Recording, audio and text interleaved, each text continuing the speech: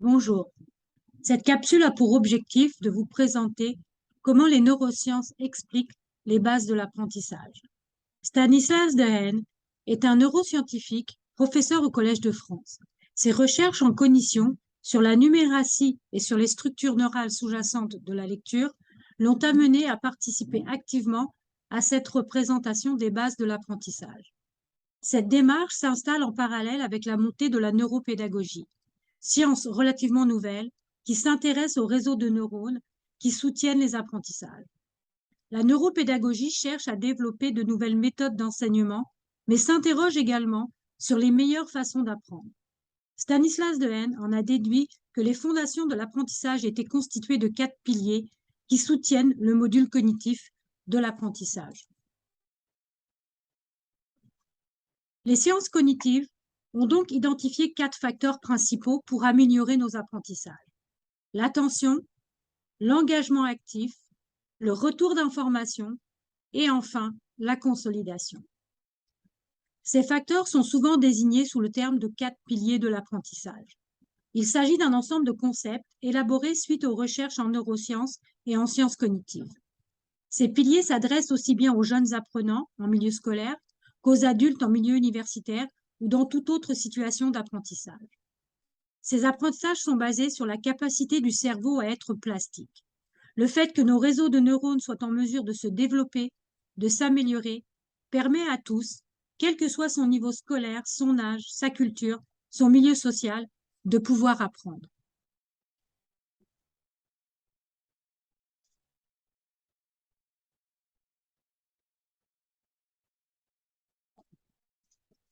Parlons premièrement du premier pilier, l'attention. Les informations ne sont pas retenues si elles ne sont pas amplifiées par l'attention. En effet, il faut une prise de conscience de l'information pour pouvoir la retenir. L'attention est un filtre qui doit être efficace. Ce filtrage permet d'éliminer les informations non pertinentes et donc de se concentrer sur les informations essentielles. Les processus attentionnels ne sont pas toujours bien organisés. En effet, comme dans l'image, toutes les informations passent le filtre, mais le résultat n'est pas toujours aussi sélectif que ce que l'on peut voir dans l'image. Les personnes qui ont des problèmes d'attention vont souvent avoir un problème de filtrage. Leurs inhibitions sont moins efficaces. Il devient alors difficile de focuser sur les informations pertinentes. Cela leur demande plus d'énergie pour revenir sur les informations pertinentes et donc pour comprendre ces informations. L'esprit se perd dans l'analyse de stimulations non reliées au sujet principal. Si le fait de s'intéresser à divers sujets, la curiosité, peut être extrêmement importante en acquisition, il faut néanmoins la planifier, l'organiser. Si l'attention ne permet pas la concentration sur un sujet à la fois, cette curiosité devient problématique et inefficace en termes d'apprentissage. Dans les cours à l'université, l'attention peut être guidée par des mots-clés soulignés dans les PowerPoint, par des répétitions du professeur à l'oral, par l'addition d'un exemple ou par un questionnement en classe. Bref, quand vous vous rendez compte que le professeur met l'emphase sur une information, cela devrait vous inciter à refocuser. Si vous le faites régulièrement, cela devrait s'automatiser et votre cerveau sera plus à même de distinguer les indices de guidage attentionnel. Pourquoi est-il important de garder son focus? Parce que toutes les informations non prises en compte par les processus attentionnels ne seront pas analysées, pas perçues et donc pas apprises, et encore moins mémorisées.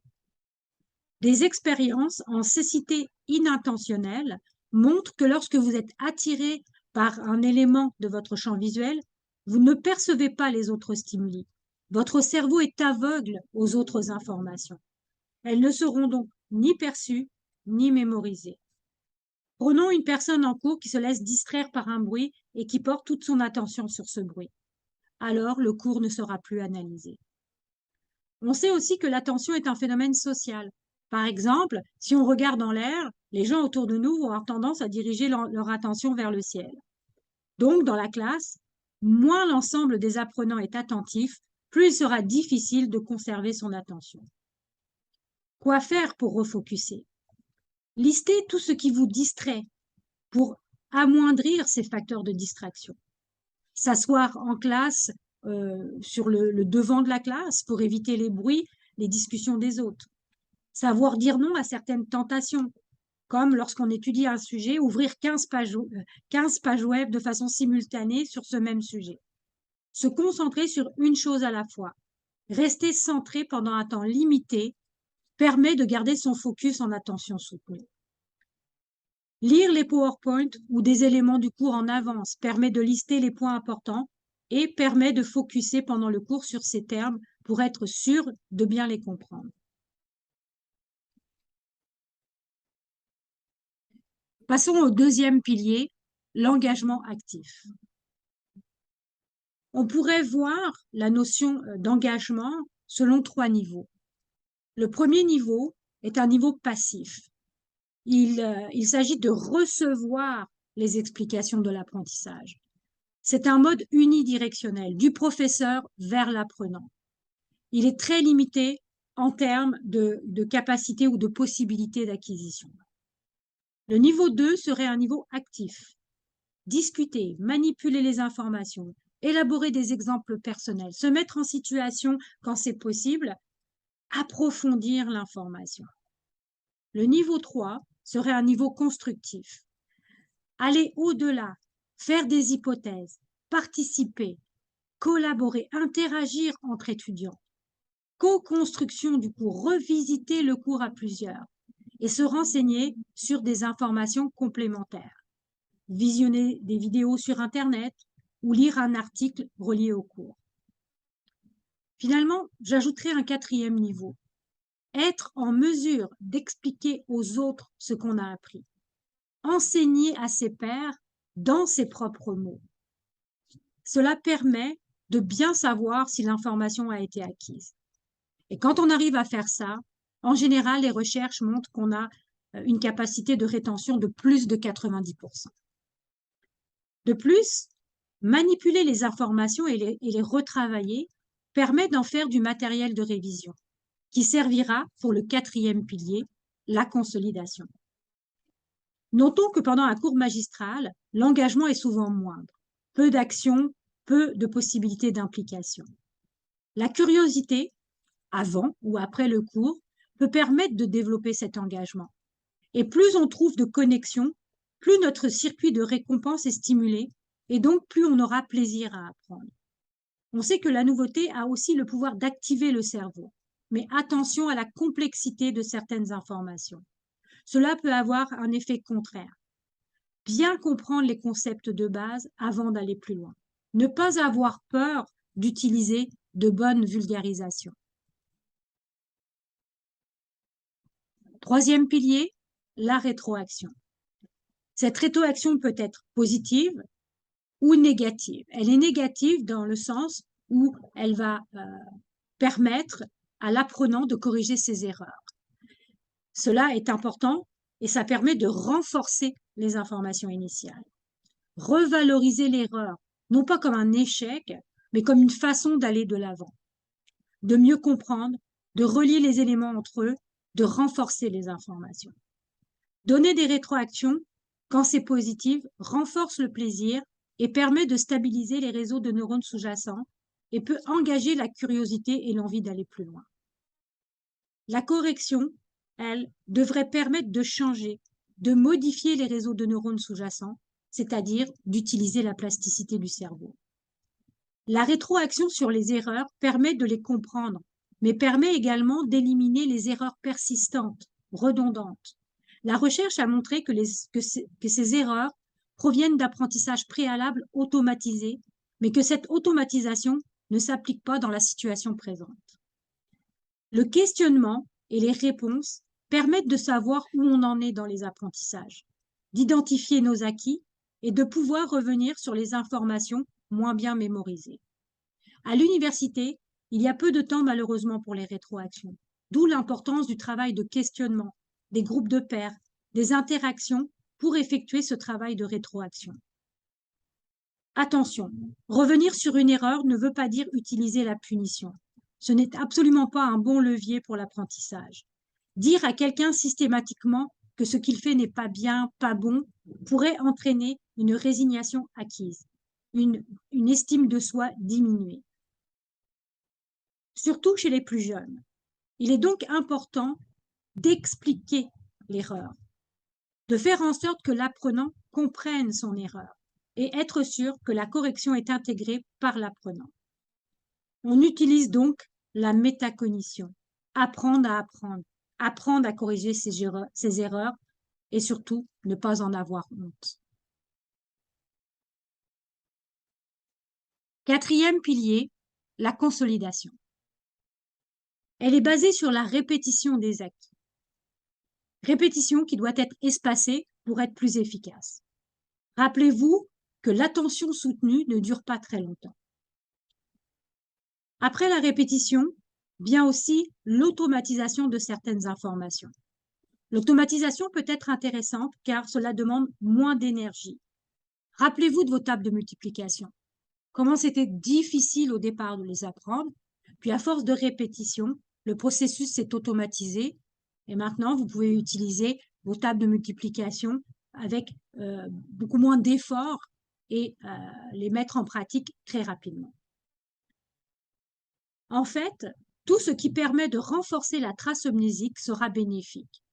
Répétition, questionnement, curiosité, tout cela va favoriser la consolidation. La curiosité peut permettre d'aller plus loin pour mieux comprendre les informations, mais elle permet aussi de les relier entre elles. Cela entraîne une meilleure organisation des informations en mémoire, une meilleure compréhension. Consolider, c'est répéter, mais c'est aussi comprendre et c'est également récupérer. C'est bien important de mémoriser une information, de stocker une information. Mais encore, faut-il être en mesure de récupérer l'information, de retrouver ces informations. Le questionnement va permettre ce genre d'exercice de récupération mnésique. Et vous en conviendrez, il est très important au moment de l'examen de pouvoir récupérer l'information que vous avez mémorisée. Faire des liens entre les formes de mémoire, ce qu'on appelle des encodages multiples, peut être intéressant. On consolide à plusieurs endroits. En mémoire autobiographique, lorsque l'on a relié un concept avec une information personnelle, en mémoire sémantique, lorsque l'on va mémoriser la définition de ce concept. Le sommeil a également un rôle important dans la consolidation mnésique, puisqu'il a été démontré que la trace mnésique se renforce pendant certaines phases de sommeil. En conclusion, je vais reprendre rapidement ces 4 piliers de l'apprentissage. L'attention, éviter, atténuer les distractions pour pouvoir favoriser son attention. Trouver une façon personnelle de refocuser. Elle peut être différente pour chacun d'entre nous. Les mots déclencheurs que l'on a préalablement été chercher, utiliser de la musique pour certains, avoir des balles en mousse à compresser, etc. Il y a plusieurs façons, plusieurs stratégies que vous pouvez mettre en place. 2. L'engagement actif. Essayez d'alterner entre la théorie et la mise en situation ou les échanges. Ne surtout pas rester passif dans l'attente de recevoir les informations en apprentissage, mais s'impliquer. Notez que les émotions positives vont renforcer la curiosité et l'envie d'apprendre. Ça va créer de l'enthousiasme. Mais que les émotions négatives vont au contraire bloquer les capacités d'apprentissage et de mémorisation. 3e pilier, le retour d'information. Accepter l'erreur. Elle est naturelle et normale chez tous les apprenants. Donc, on favorise nos réussites, bien sûr. Il faut positiver. Mais on transforme les difficultés en défis d'apprentissage, en mettant en place des rétroactions, en cherchant de l'aide, dans des lectures sur Internet, avec des groupes de pairs, en demandant aux professeurs. Il y a plusieurs façons d'aller chercher de l'aide. Enfin, le 4e pilier, la consolidation des acquis. Pour être efficace, cette consolidation doit se faire régulièrement. Utiliser des sessions prédéterminées. Utilisez également une stratégie de temps limité. Pas la peine de faire des grosses sessions dès le départ. Et c'est encore mieux s'il y a une période de sommeil entre les sessions. Cela va renforcer la trace mnésique. J'espère que cette capsule vous inspirera pour mettre en place une bonne routine d'apprentissage.